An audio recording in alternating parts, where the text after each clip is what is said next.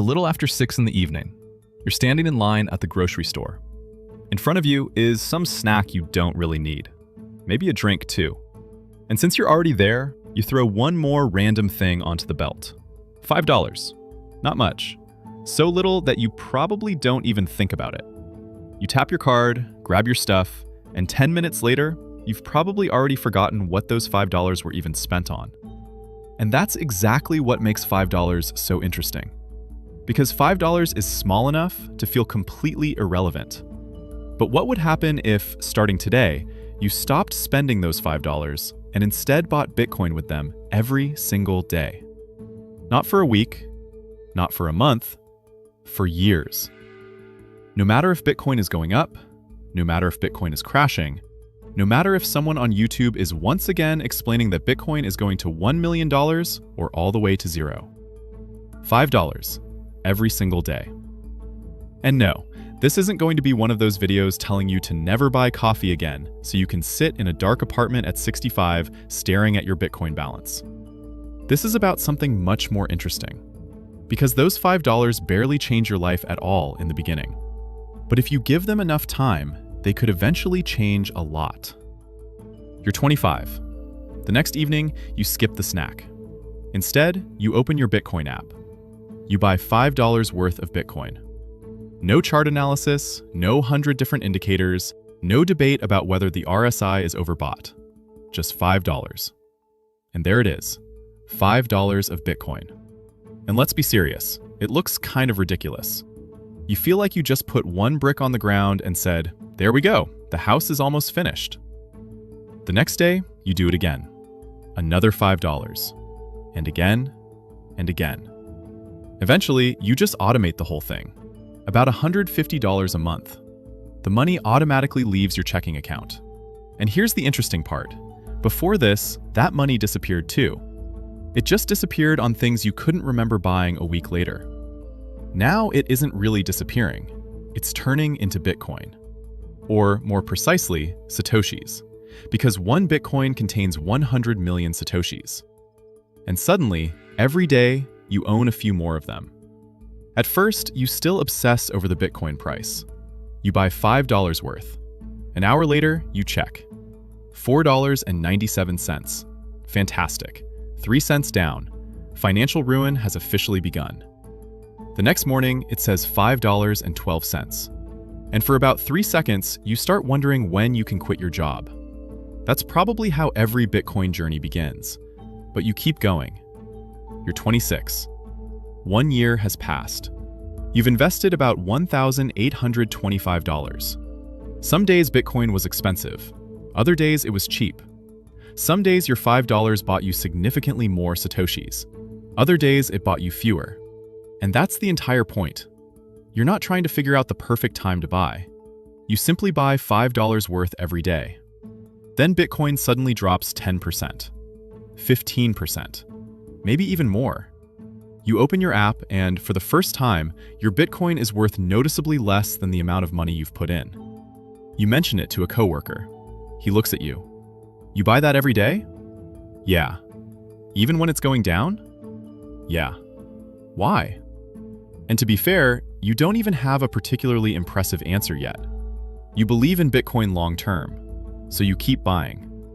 Your coworker shakes his head. Bitcoin is way too volatile. And he's actually right. Bitcoin is volatile, extremely volatile. But volatility doesn't automatically mean something is worthless over the long run. It simply means the price moves a lot. And that's something you have to get used to. You're 30. 5 years have passed. You've now invested more than $9,000. Not all at once, piece by piece.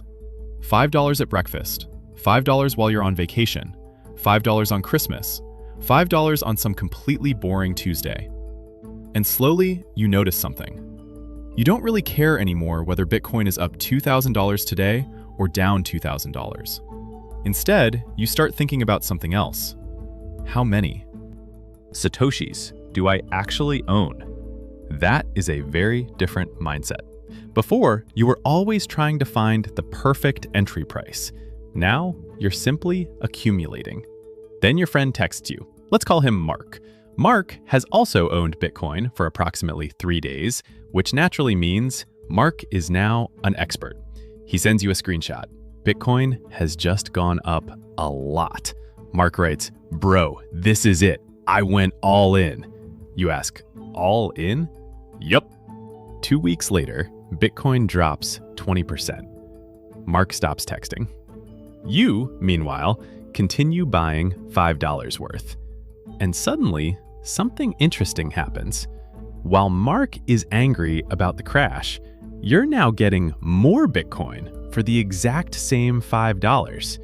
At first, that feels completely wrong. The price is falling, and you're happy about it. Welcome to Bitcoin. You're 35. 10 years have passed. By now, you've invested about $18,000. And during those 10 years, you've basically seen everything. Bitcoin explodes higher, Bitcoin crashes, someone declares Bitcoin dead, then Bitcoin rises again, someone says this time is different, then Bitcoin crashes again. You've seen headlines saying Bitcoin is finished, Bitcoin is a bubble, Bitcoin will be banned, Bitcoin will be worth $1 million, Bitcoin will replace the entire financial system tomorrow. Eventually, you realize something. You can spend your entire life reading predictions, or you can just stick to your plan, $5 every day. Then comes the really big crash. Not 5%, not 10%. One of those Bitcoin crashes where you open your app and briefly wonder if somebody forgot to include a zero. Your holdings are suddenly worth tens of thousands of dollars less, at least on the screen. And naturally, this is exactly when that one person in your life contacts you. Everybody has one. "I told you so." Strangely, those people usually tell you they predicted the crash only after the crash already happened. You start thinking, maybe I should sell. Maybe I should wait. Maybe I can buy back lower. Then you remember why you started in the first place. You weren't trying to trade Bitcoin. You wanted to own Bitcoin. So you do nothing.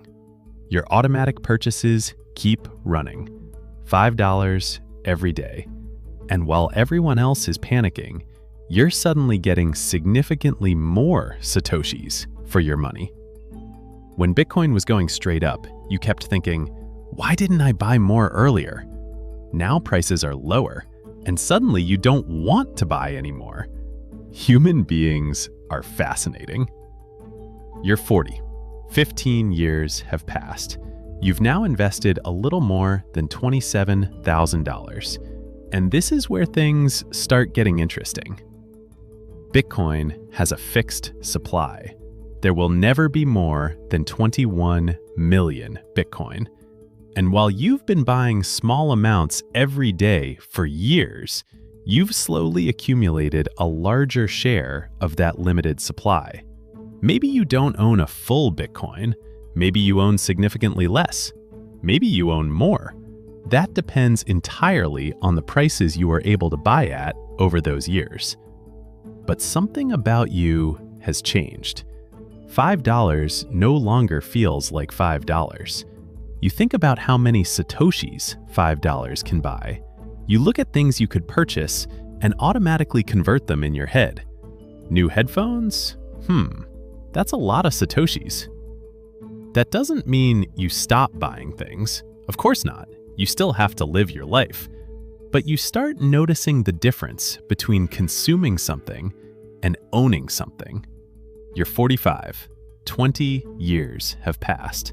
In total, you've invested about $36,500. Now imagine a purely hypothetical scenario. This is not a prediction. It is not a guarantee. It's simply an example. If Bitcoin continues increasing in value over the long term during those decades, your Bitcoin holdings could eventually be worth significantly more than the amount of money you personally invested. And that's when something changes in your head. In the beginning, almost all the growth in your portfolio came from new money you were putting in. $5, $5, $5.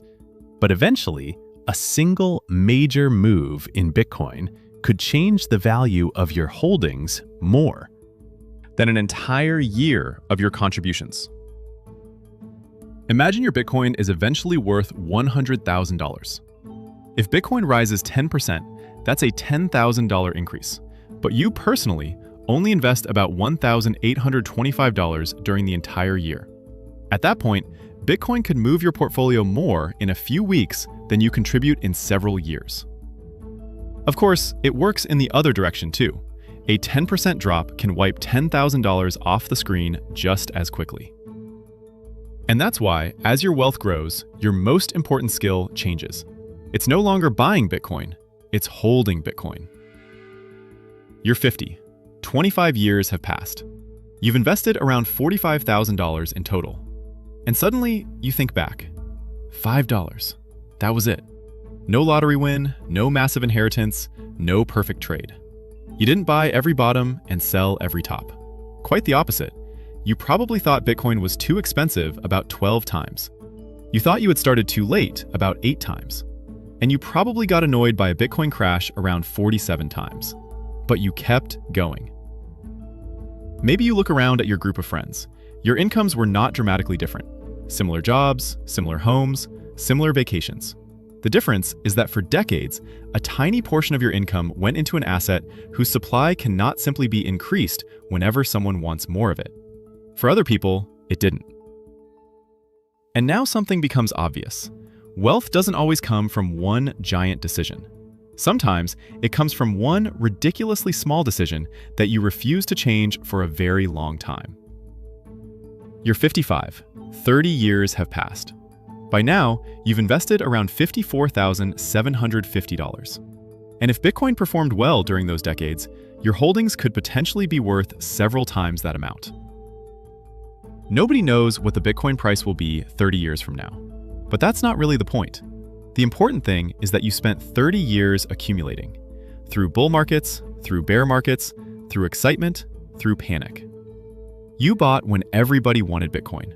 And you bought when nobody wanted to talk about Bitcoin anymore. You did something that sounds incredibly simple, but psychologically, it is incredibly difficult.